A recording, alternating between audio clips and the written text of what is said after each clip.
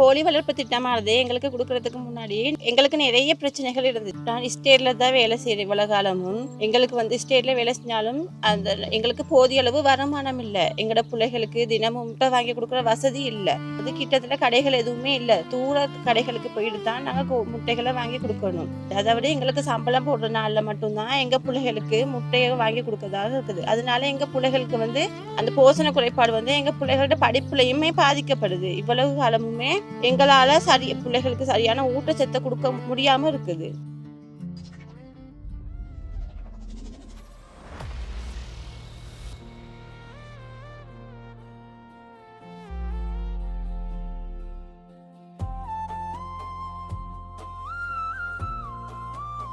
Japan நிதி உதவியில UNDP நிறுவனமானது எங்களுக்கு கோழி கூடு, கோழி தீனி, கோழி வளர்ப்பு பற்றின பயிற்சி எல்லாம் கொடுத்தாங்க. அதோட UNDP நிறுவனமானது எங்களை கண்காணிச்சுக்கிட்டு வர்றாங்க. கோழி வளர்க்குறது எப்படி, அதனூடாக எங்களை வருமானத்தை எப்படி ஊக்குவிக்கிறது பற்றி தினமும் எங்களுக்கு சொல்லி கொடுக்குறாங்க.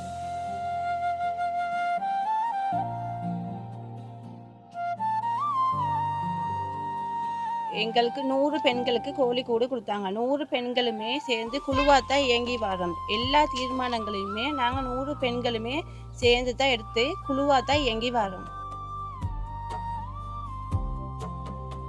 எங்களுக்கு இந்த கோழி வளர்ப்பு திட்டத்தை கொடுத்ததுனால எங்கள் பிள்ளைகளோட போசாக்கு மட்டம் உயர்ந்திருக்குது. தினமும் எங்கள் பிள்ளைகளுக்கு முட்டைகள் கொடுக்கக்கூடியதாக இருக்குது. நாங்கள் 100 பெண்களுமே குழுவாக இயங்கி வரதுனால இப்போ 100 பெண்களோட வீடுகளில் இருக்க முட்டைகளை சேமித்து பாடசாலைகளுக்கு கொடுக்குறோம். அது மட்டும் இல்லாமல் பாடசாலைகளுக்கு கொடுத்துட்டு மேமிச்சமாக இருக்க முட்டைகளை கடைகளுக்கு கொடுக்குறோம். அதனூடாக எங்களுக்கு வருமானம் கிடைக்குது.